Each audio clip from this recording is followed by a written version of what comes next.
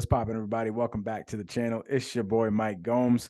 Before we get started, please like this video, subscribe to the channel, hit that little bell notification so you get notified when these videos come out.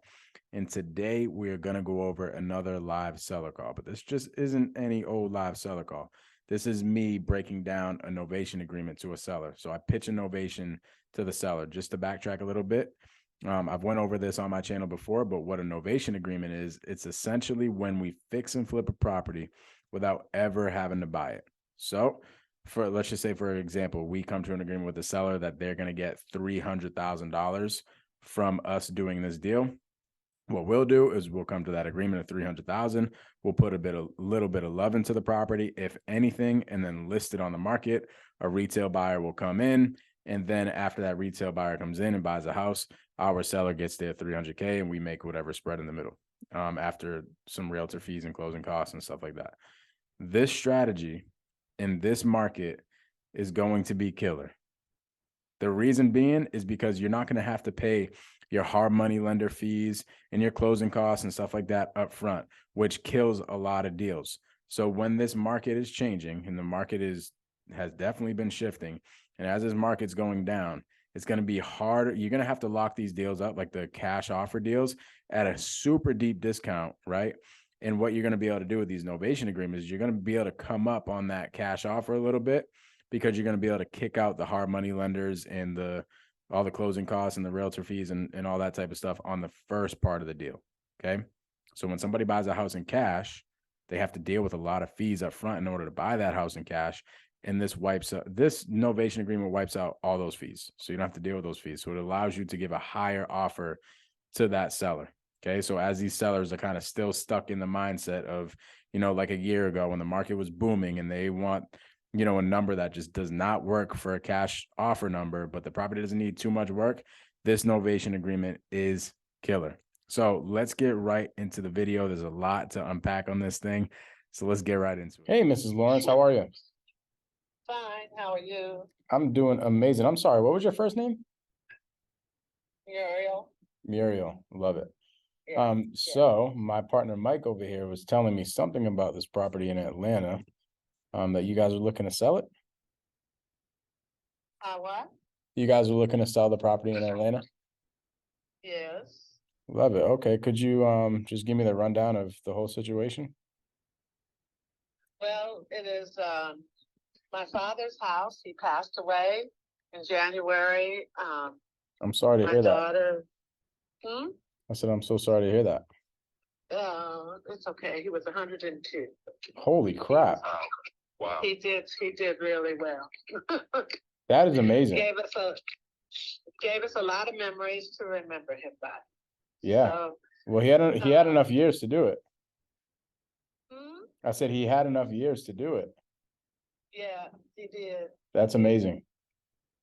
So, but we were in and out trying to decide what to do, and so we finally decided that we're just going to go ahead and sell it. When first preference would be to sell it as is. Okay.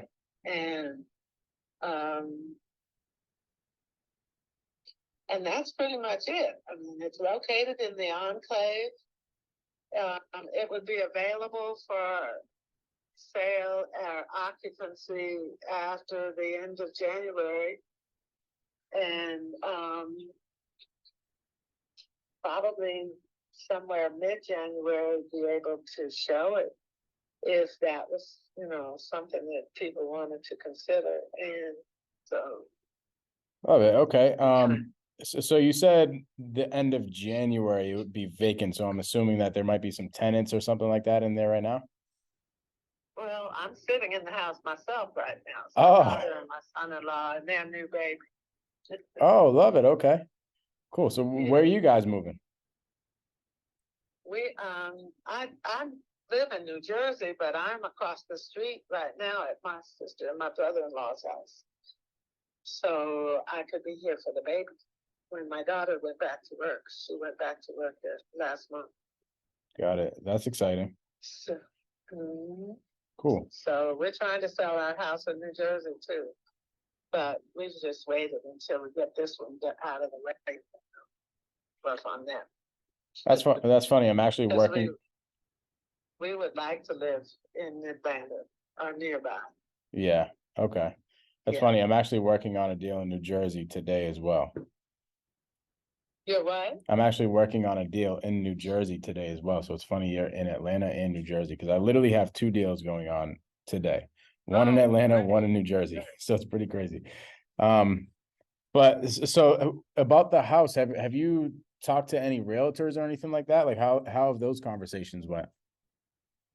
We did have a realtor who was working with us when we thought that the children were going to buy it, but it's just not big enough for them because they both work from home and they need to have an office. Needs to have an office, and the baby has to have a nursery. Okay, So that makes sense. yeah. Got it. So what did the realtor think it would resell for, like after any renovations were put into it? I'm sorry. What did the realtor think that it would resell for after any renovations were put into it? Well, it was we had done a private transaction, not just. I mean, it wouldn't mean anything to you because because it was family. We did have the house appraised last June for $600,000, as Okay, is. got it. All right, cool. Well, let's just say somebody came in and took care of this whole entire thing for you, and you didn't have any like realtor fees or closing costs or anything like that. Like, what were you guys hoping to walk away with in a situation like that? What, with a cash sale? Yeah. Yeah. Well, we were looking at about 500,000, 525, somewhere in there. Okay, so if we can get you somewhere around that 500. Just explain, because this is an estate transaction. My brother is going to be very concerned about how much we sell the house for, and so we had to deal with that. And when we thought we were going to do a family transaction, so we've kind of, we are locked into by fiduciary duty. My sister and I are the executors of the estate, co-executors, and Yeah. we have to get sufficient price out of it. We don't have the opportunity to negotiate a whole lot because of the fact that there's a third party there. Okay, so there's who's not very friendly right now. got it. So is he like not cooperating with you guys at all? Well, no, he's just pressuring us. That's what he's doing because he needs the money. Okay, so he's pressuring to one, sell the thing pretty soon, and two, the amount that you guys get. He's what? He's pressuring two things: the sale, like kind of doing it as soon as possible, and the amount of money that you guys get. Yes. Makes a ton of sense. Okay, and in his mind, how much would he sell it for? Like, what's his dollar amount? I don't know. He hasn't said. Okay. Well, if you brought him, if you, I think that he basically was agreed along the lines of 500 to 525. okay.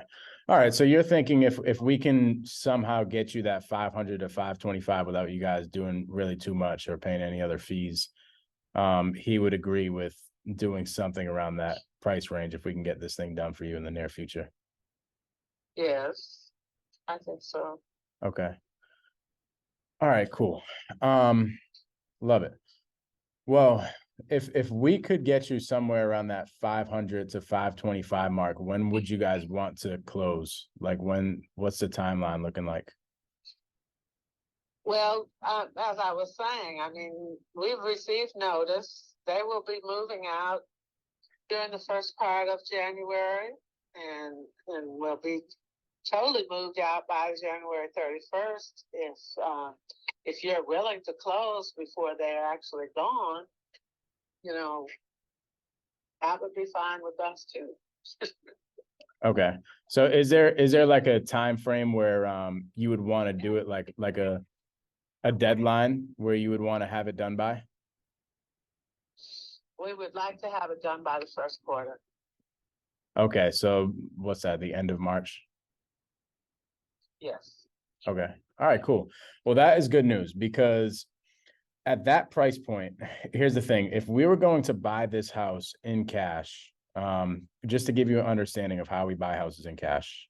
So what we do is we go to these people called hard money lenders, right? And we have really good relationships with them. They lend us all the money that we need to buy all of our houses. The thing with them though is they charge a lot of interest and fees up front in order to borrow that money to buy these houses. So we have that to factor, and we also have to factor in the closing costs and everything like that to actually close on a house. So when we give these cash offers to people, typically those vendors, like the hard money lenders and the attorneys and stuff, they usually make a lot of the money. So we have to factor that in, which ends up resulting in us, in a lot of people's minds, giving a low offer. You know what I'm saying? Plus we got to factor in renovations and stuff like that, because what we're looking to do is we're looking to put some value into the house and then either resell it or refinance. So if but I was trying to understand now, what if you don't have a mortgage lender? Yeah. Why do you have closing fees other than taxes at the county? So what happens, right, with all these deals, we go through title companies and attorneys. So Oh, I see. Okay. yeah, so what they'll do is they'll run title, they'll go through the whole process of making sure that there's no liens or any clouds on the title or anything like that. Yeah, that's pretty much what we pay the attorneys and title companies for. This house has a sellable title. Okay, that's great. Love it. That's good. I'm a real estate attorney myself, and we have family members who actually have title companies. Nice. Yeah, we can use them. So, we might be able to get you a deal on that. That's actually good news. We can use them. But with that being said,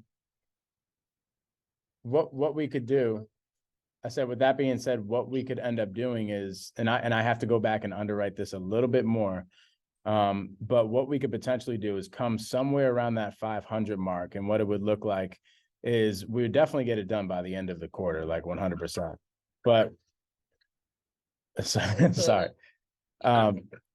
So what it would look like is going into our first time home buyer program. And what that is, the baby's amazing, by the way. That's the new baby you were talking about? Yeah. She's like, let's do it. She's 4 months old, but I think she can handle it. I know. I was gonna say she must be the decision maker. Her dad is giving her that opportunity. I love it. That is amazing. Yeah. So what we could potentially do, right, is we can come up somewhere around that 500 mark, and I'll get an exact number for you once I go back and do a little bit more underwriting and see some updated pictures. But we could potentially come up to somewhere around that 500 mark and get it done by the end of the quarter, 100%. And what it would look like is it going into our first time home buyer program, where we essentially partner up with one of our first time home buyers. We get it up to speed for them. We give them the credits and all the lenders and stuff to get the deal done. And then after we do all that, we facilitate everything. You guys don't pay any closing costs or any fees, or you guys don't have to do any renovations or anything. We facilitate everything for you guys, and we just make both parties win. And then at the end of that, that's when you guys get your 500 or wherever we land. I don't want to give an exact number until I go back and underwrite, but we could get it done if we put it in that program. Okay. So is this first time home buyers program through any government agency? No, what it looks like. So we have connections with a lot of realtors and stuff in the area, and they have pockets of a lot of first time home buyers. And we go out and we find one of those buyers. And essentially what they do is they say, hey, yeah, I want this house, but I'm going to need this, that, and the other done if I'm going to close on it. And we also get whatever needs to be done as far as renovations done for the lenders, like on their end, to approve the loan. So we just pretty much work with them as far as renovations and giving them the connections and all that type of stuff to get the deal done. Pretty much what it is, it's like us doing one of our fix and flips, but without ever actually having to buy the property and come up with and then pay all the like hard money lenders and closing costs and everything like that. It allows us to kick them out of the deal essentially. Does that make sense? Well, I used to be director of housing and development for the city of Atlanta, and I know there were all kinds of first-time home buyer programs out there, even more then than now. Yeah, they're great. Yeah. Okay, so I'm just, my first question though was you would like to come see the property, because that's what we were trying to factor in before we leave for the holiday break. Yeah. Before I give you that hard number, I'm almost positive that we can do somewhere around that 500 range, but I don't want to give you any unrealistic expectations before I underwrite it. And in order to underwrite it, I'm going to have to see some like updated pictures and stuff. So we can get some boots on the ground to go over there sometime here in the next week if you're free. I'm sorry, you have to speak slower because I'm deaf. I apologize.